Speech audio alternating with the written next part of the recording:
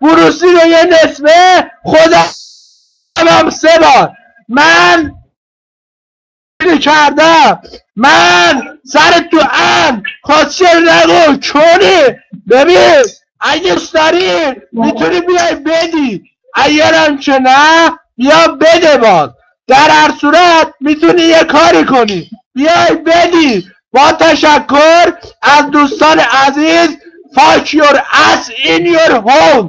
When I was younger, I go to high school and I fuck it in your mind. And ریدی جا زدی ها. ببین بیا بالا. بچه من اومدم میکنمت آنچه برادرم کرد. من I'm in the England and I can't hear anybody in the mind. من خودم چند بار دادم و در حین دادن رکب زد و کردم. این است هنر ما.